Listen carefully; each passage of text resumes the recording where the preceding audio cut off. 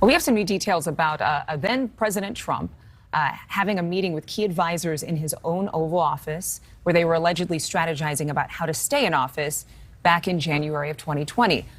The next day, former President Trump tweeting out his loss was, quote, statistically impossible following the inauguration, sharing with his followers, big protest in D.C. on January 6th. Be there, will be wild. That's a quote. This comes as Congresswoman Liz Cheney ended Tuesday's hearing with a direct warning. She says the former president tried to call one of the people set to testify and that could be witness tampering. After our last hearing, President Trump tried to call a witness in our investigation, a witness you have not yet seen in these hearings. That person declined to answer or respond to President Trump's call and instead alerted their lawyer to the call. Their lawyer alerted us, and this committee has supplied that information to the Department of Justice.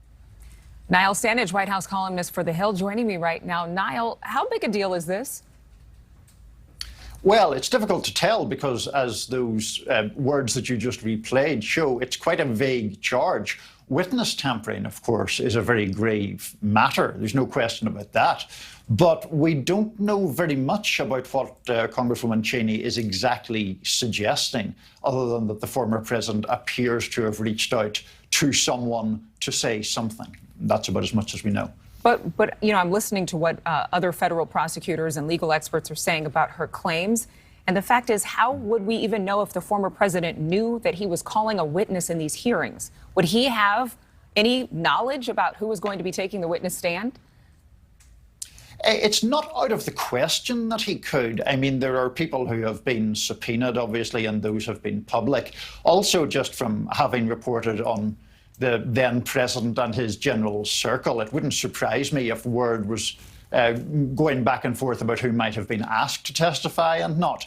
But I don't want to go completely out on a limb and say he definitely knew. I don't know that. Right, none of us do. What I know is that Right, exactly. What I know is that Liz Cheney claimed she contacted a witness. Right, and that's all we know. And other prosecutors, legal experts saying that we need a lot more evidence before it can reach the height of saying potential witness tampering, which, again, it might be irresponsible for someone to be even suggesting anything when we don't know so much.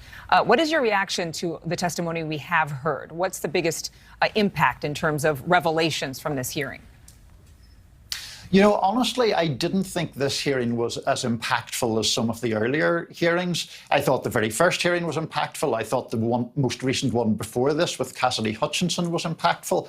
You have to kind of scour a little bit harder to find stuff of real import in this hearing. And it goes back to that tweet that you mentioned in your introduction, Adrienne. If the big reveal in a hearing is a tweet that was obviously tweeted publicly a few weeks before January the 6th, it's kind of difficult to make that a huge deal. Now, I know the panel tried to make the case that the people at the Capitol were inspired by then President Trump. I mean, there's no secret that they were supporters of his. So I say all that to say I'm not really sure this hearing hit the mark in the way that some others did. Yeah, so I'm okay with not calling this bombshell reporting at this particular point. The weightiness of this hearing didn't quite reach the level of bombshell. But Niall, we thank you for your perspective as always. Good to see you. Always good to see you too, Adrienne. Take care. Thank you. You as well. Thank you for watching. Go to newsnationnow.com to find NewsNation on your television provider. And don't forget to click the red subscribe button below to get more of NewsNation's fact-driven, unbiased coverage.